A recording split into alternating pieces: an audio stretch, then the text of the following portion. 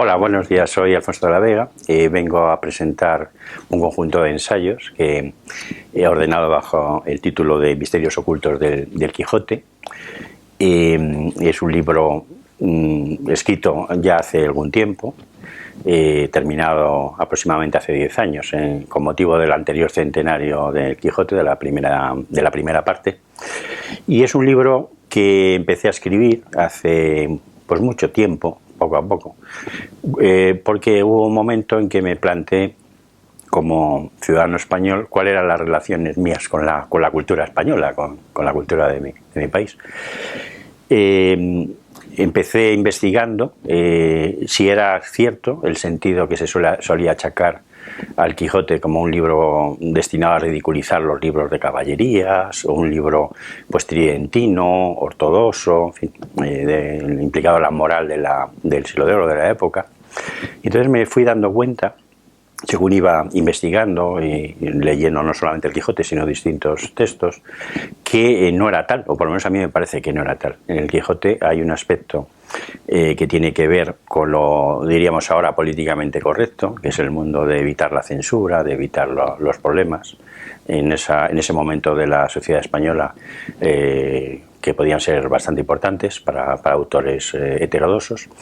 Pero sobre después de esta primera impresión que pueda dar el libro, hay otra que me parece que es la verdadera, que es la intención verdadera de Cervantes, que es ligar el mundo, su libro, al mundo del ideal caballeresco, al mundo de la tradición iniciática española, al mundo de que tiene varias corrientes, ¿no? La cábala sefardita, la alquimia, el sufismo, la gnosis, y ya con posterioridad, ya en la época del neoplatonismo, evidentemente, ya en la época del propio Cervantes, el movimiento Rosacruz europeo, que es contemporáneo de esta segunda parte, las principales obras del movimiento Rosacruz europeo, y con posterioridad pues lo que sería la masonería tradicional, que también comparte aspectos sustanciales con ese movimiento Rosacruz citado. Quiero decir con esto, pues que bueno, realmente el Quijote es un libro que contiene mucho más de lo que en un principio parece. El Quijote es un libro que, por su extraordinario éxito, por su gran categoría, para mí uno de los grandes libros de la humanidad. El Quijote es un libro que reúne o de algún modo se inspira en toda esa tradición sagrada, de lo sagrado, completamente heterodoxa, como digo. Se puede rastrear pues aspectos relacionados con el neoplatonismo, con la cábala sefardita, con aspectos de la alquimia, con una serie de... Por ejemplo, uno de los capítulos en los que divido el texto, que son 12, por poner un número simbólico y que no sea demasiado extenso, pues uno de los capítulos, que se llama La iniciación del Quijote precisamente, en ese capítulo voy expresando cómo Cervantes, durante el proceso iniciático del Quijote, hace un proceso inspirado en la cábala sefardita. Los 4 elementos, la tierra, el agua, el aire y el fuego, que son los elementos en que, según la cábala, se desenvuelve la creación, y el proceso iniciático es un proceso inverso al de la creación, y entonces Don Quijote pasa sucesivamente por la tierra, el agua, el aire y el fuego. La tierra, me refiero a la segunda parte de la que se celebra ahora el centenario. En la segunda parte, la tierra es la aventura de la cueva de Montesinos y asociados.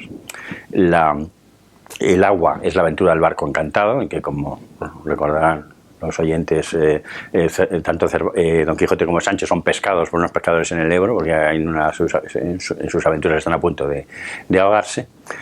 La aventura del aire, la iniciación por el aire, sería la aventura de Clavileño, que también tiene toda una serie de referencias simbólicas pues islámicas, por ejemplo la leyenda de Albarak, del vuelo astral de Mahoma, de la Meca a Jerusalén y de Jerusalén al mundo celeste. Bueno, las referencias a los aquelarres, referencias a los vuelos astrales, como el del doctor Torralba, desde Valladolid a Roma. En fin, toda una serie de referencias que tienen que ver con lo que se suele llamar en el mundo esotérico los vuelos astrales o los procesos de desenvolvimiento de la conciencia, la externalización de la conciencia, como en fin, ahora se suele hablar también, en procesos próximos a la muerte, en fin, o de coma, en fin, o procesos similares. Bueno, para mí, precisamente es una de las investigaciones que intenté, claro, encontrar una filiación en el sentido de que aparezca un carné, ¿no? Don Miguel de Cervantes Saavedra perteneció a la logia no sé qué, o perteneció a la agrupación sufí o tal, pues eso evidentemente no sé si lo hubo nunca y desde luego yo no lo he encontrado. Me baso en lo que dice la obra, porque hay un planteamiento que tampoco está muy claro, a mi juicio, quién era Cervantes. O sea, quiero decir, el Cervantes biográfico no sé si es el mismo que el Cervantes autor del Quijote. Igual que pasa con el Shakespeare. El Shakespeare biográfico no parece que sea el mismo siempre que el autor de las obras de Shakespeare. Y puede parecer una barbaridad lo que estoy diciendo. En el caso de Shakespeare está más estudiado.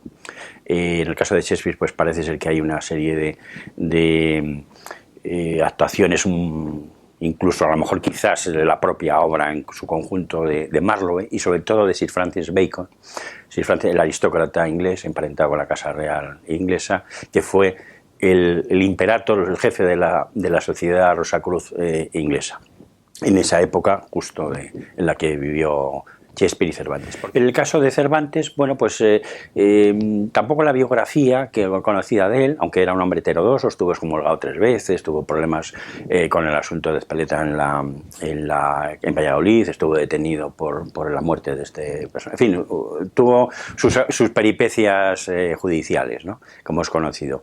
Y su propia vida, pues no parece que sea la que cabe esperar de un autor que domina la filosofía, que domina el conocimiento, que tiene una cultura prodigiosa, que conoce pues muchísimas tradiciones diferentes, y entonces parece que ahí hay algo que no encaja. Entonces, no sé si Cervantes era realmente Cervantes o Cervantes era un núcleo de un grupo de trabajo, digamos, esotérico, relacionado con todas estas corrientes tradicionales a las que he hecho referencia. Yo más bien me inclino por lo segundo. Pues hombre, casi todos los grandes autores de la literatura mundial han pertenecido a alguna tradición, ¿no? Dante, Shakespeare, suponiendo que sea Sir Francis Bacon, Goethe, probablemente Cervantes, aunque esto es menos conocido desde el punto de vista histórico. No, cuando me refiero a eso me refiero a que pertenece a una tradición. O sea, quiere decir que ha estado influido, como pudo estar influido Leonardo, como pudo estar por una serie de tradiciones de tipo esotérico, que normalmente en Occidente están ligadas al pitagorismo y al neoplatonismo.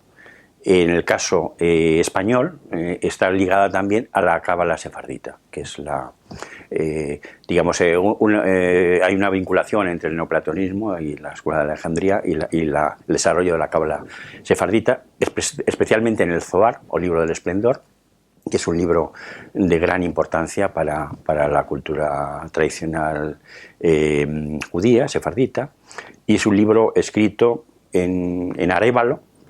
Dicen que en Gerona también parcialmente, en arévalo y en Ávila, fundamentalmente. Este libro está escrito hacia aproximadamente 1300-1302.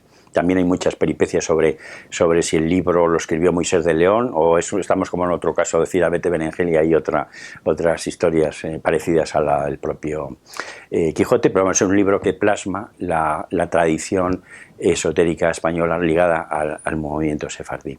Y yo he consultado el Zohar en una versión que es argentina, pero sobre todo en el libro hago referencia a una versión española del año 34, que es un resumen de un doctor que se llama Ariel Benson, que el prólogo es de Miguel de Unamuno, y es una obra pues muy más manejable, porque el Zohar es un libro muy extenso y complicado de leer, pero esta referencia que tengo es más manejable y es muy bonita. Sí, vamos a ver, yo creo que está clarísimo. Para algunas de las personas más cultas de la época, ligadas normalmente a la Iglesia Católica, estaba claro que la cosa tenía mucho más miga de lo que parecía, ¿no? cuando aparece la primera parte, bueno, pues alguien se queda en lo más superficial, el aspecto de la ironía, del juego humorístico, de la ridiculización de los excesos en algunos momentos del caballero, en fin, se queda en lo más superficial. Pero hubo gente que sí se dio cuenta que ahí había más cosas de las que convenía. Por ejemplo, en la primera parte la referencia en el capítulo 50 al vuelo astral, también en el lago hirviente, y está el Palacio Encantado, que tiene que ver también con varias tradiciones, también con la tradición de Teresa de Ávila, o sea, las moradas y demás. Bueno, sí, se dieron cuenta que ahí había un problema. De hecho, si me permites un inciso, casi todos los grandes autores de la época, San Juan de la Cruz, Teresa de Ávila, el propio Cervantes, casi todos ligados al Fray Luis de León, casi todos ligados de algún modo al mundo judío, son cristianos no muy viejos. Algunos no son viejos en absoluto, o sea, no son proceden de familias judías, claramente, ¿no? Y todos tienen problemas. Todos tienen problemas con la censura, que se resuelven de forma mejor. Pero incluso hay un caso, que es el del sobrino de Juan Bautista Villalpando, que es Torreblanca Villalpando, es un libro que cito, que es muy importante, que está ligado a Córdoba también, como en algunos aspectos de Cervantes, y ese libro estuvo, y eso que es de un jesuita y sobrino del jesuita ligado al mundo del Escorial, del simbolismo del Escorial, estuvo retenido desde 1612 hasta 1618, que después de una serie de vicisitudes se pudo publicar. Quiero decir que era el pan nuestro de cada día en esa época. Entonces, ¿qué pasó aquí? Pues la maniobra, claro, este libro tuvo un éxito prodigioso, me refiero al Quijote, y entonces no se podía censurar ya, hubiera sido peor remedio que la enfermedad. Entonces, ¿qué pasó? Pues a mi juicio hubo un proceso de desnaturalizar el sentido oculto del libro y al mismo tiempo de intentar arruinar a Cervantes, que sabían que estaba haciendo una sobreedición, de bueno, pues vamos a aprovecharnos de esto para de algún modo desviar a sus posibles lectores hacia otro texto, y es el texto famoso de Avellaneda. El texto de Avellaneda, no me quiero enrollar mucho, pero bueno, es un poco el anti-Quijote, porque el Quijote de Avellaneda es un loco zumbao, vamos, que se mueve por total locura, y la Dulcinea de Avellaneda, en vez de ser la realización o el mundo espiritual, el mundo de la dama, en el mundo del ideal caballeresco, la Dulcinea de Cervantes, es una prostituta.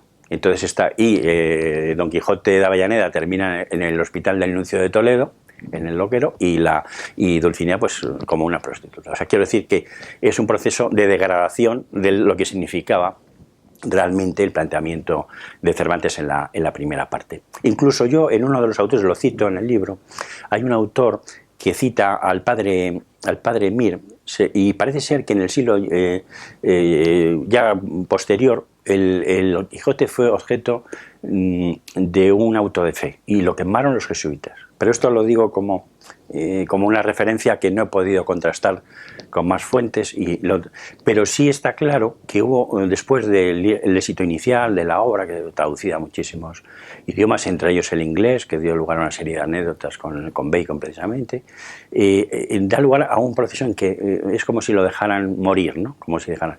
Y realmente el Quijote recuperado, y la obra de Cervantes, de algún modo, vuelta a la palestra, diríamos ahora, con Gregorio Mayans y Siscar, que es encargado por un lord inglés que haga una biografía de Cervantes, y de algún modo en esa época vuelve a surgir con toda la potencia el Quijote, que ha estado un tiempo sin...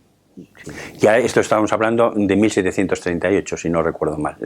La biografía, lo cito en el libro, la biografía de Gregorio Mayans y Siscar, que es un erudito valenciano, un historiador, que, bueno, cito algunas de sus cosas, yo lo tengo en el libro, lo resumí un poco. Tiene un aspecto que es pues muy notable, que refleja, pues a mi juicio, claramente, o yo comparto sus opiniones. Otras cosas ya no son tan notables. Por ejemplo, lo que yo no sé si estas segundas cosas que voy a citar ahora eran también un poco por parar posibles golpes de la censura, que la Inquisición seguía vigente hasta principios del siglo XIX en España. Y es, por ejemplo, que es un libro, que es el Corán, que es un libro, dice Gregorio Mayans dice que es un libro absurdo para quitar del verdadero Dios y tal, y que la cábala es absurda. En fin, o sea, lo que realmente está usando Cervantes, pasajes de la tradición islámica, como he comentado antes, o de la cábala, claramente, lo intenta desprestigiar también, ridiculizar un poco, ¿no? O sea, quiere decir que da una de cal y otra de arena, como parece ser que casi todo lo que tiene que ver con Cervantes dan una de cal y otra de arena, hasta recientemente. Bueno, el pensamiento político de Cervantes, bueno, lo primero que habría que decir a lo mejor es que todo esto del Quijote y tal, pues es una cosa antiguada, polillada, cosa de museo, en fin, cosa de gente aburrida, tal.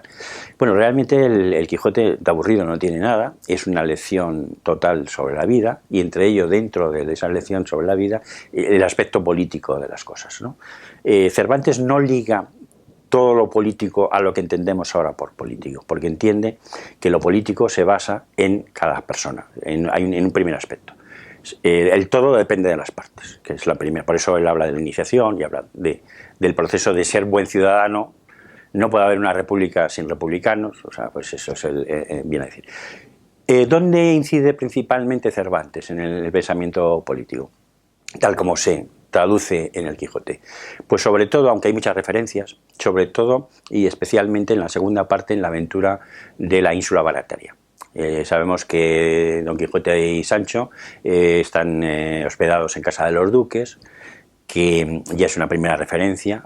Habla Cervantes de la aristocracia de la virtud y no la aristocracia del linaje. La aristocracia del linaje pues se dedican a ridiculizar, como si no tuvieran otra cosa que hacer como aristócratas que andar enredando con el pobre Don Quijote y con el pobre Sancho. Y entonces, dentro de estas peripecias, en un proceso de burla de lo que representan ambos héroes, es el proceso de la ínsula Barataria, en que le nombran gobernador. La ínsula Barataria probablemente sea Alcalá de Ebro, una zona que se ha inundado recientemente.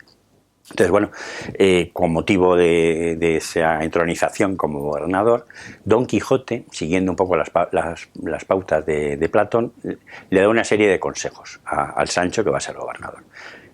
Consejos que, de algún modo, transcribiendo el sentido al sentido actual, viene a ser: primero, dice, temor de Dios, que en esa época significaba la sabiduría, según el Eclesiastés, y también la referencia a una ley natural o algo externo. Quiero decir, que no es el capricho de la autoridad o del autócrata o del déspota el que debe ejercer, el que debe mover el ejercicio del poder político, sino que la conducta de la autoridad tiene que estar sometida a algo externo, ajeno a su propio capricho, digamos, o veleidad.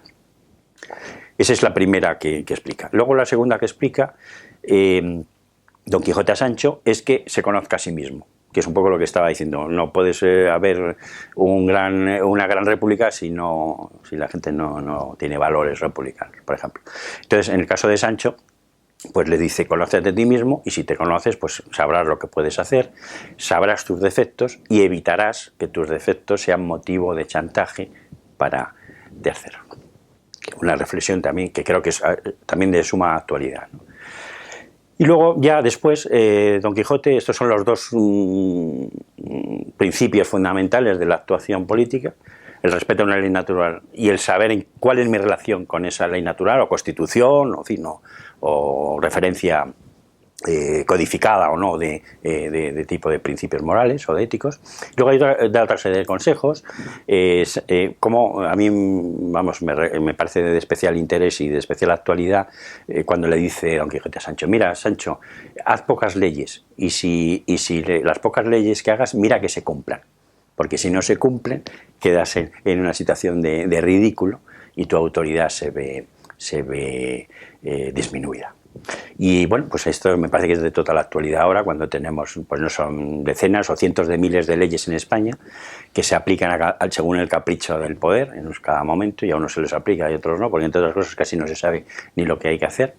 Y entonces, pues esto es una referencia muy clara, aunque no es de Cervantes, hay que decir que esa referencia a la proliferación de leyes como signo de corrupción de las costumbres y de la política, que es un signo, ya lo decía Tácito.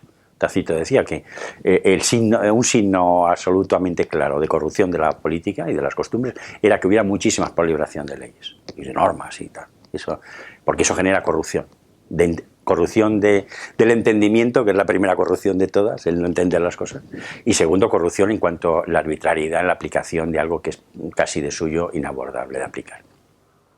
Y bueno, pues luego sigue pues con una serie de aspectos. Realmente Sancho demuestra una gran inteligencia como gobernador, una gran inteligencia, sobre todo como juez.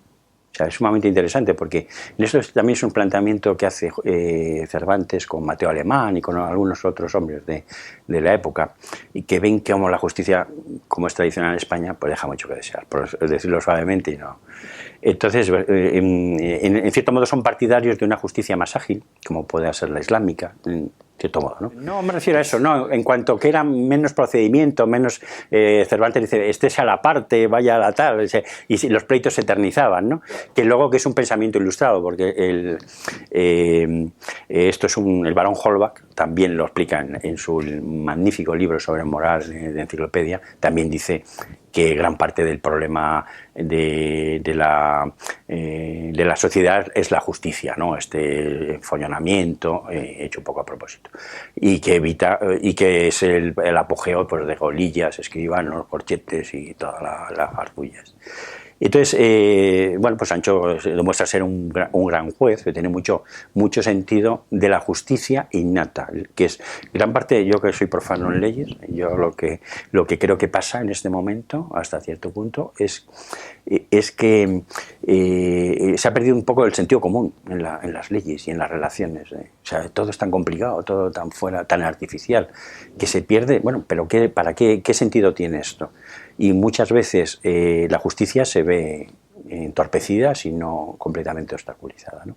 De modo que, para resumir, pues el pensamiento político de Cervantes, explicado de una forma muy graciosa, en fin, es muy divertido de leer, pues realmente me parece de una gran actualidad. O sea, que es, sus ideas, con los matices propios del caso, pues serían de aplicación tal cual, ¿no? Evitar esta proliferación de leyes, el tener una referencia a un sentido de la moral, a un sentido de que hay cosas que no se pueden hacer, aunque sean legales no se pueden hacer, y que si queremos que las cosas a nivel político funcionen bien, y el sistema político, nosotros tenemos que intentar funcionar bien también, cada uno en su posición. No, vamos a ver, yo en primer lugar, claro, que fueran de Cervantes físicamente, pues tiene un cierto interés, pero a mí poco. A mí me parece que estamos otra vez en una cierta utilización de Cervantes por parte del poder, en esa desnaturalización. Yo creo que lo juicioso que debería hacer el poder en este momento en España es inspirarse en los planteamientos filosóficos, morales, estéticos de Cervantes, y dejar los huesos, sean de Cervantes o sea de quien sean, en paz. Porque esto de los huesos pues es propio de Felipe II, de su excelencia el caudillo, en fin, si no vas a hacer magia negra, pues los huesos bien que descansen donde sea. Hay un intento, claro, de lucrativo, en fin, de todo ese barrio de las letras, de tal, que comprendo también por otro lado, pero realmente me parece que lo bueno sería intentar que el mensaje extraordinario de Cervantes no muriera, no se enterrara como los huesos, sino que fuera el principio fundamental de nuestras conductas personales y políticas, como he dicho antes.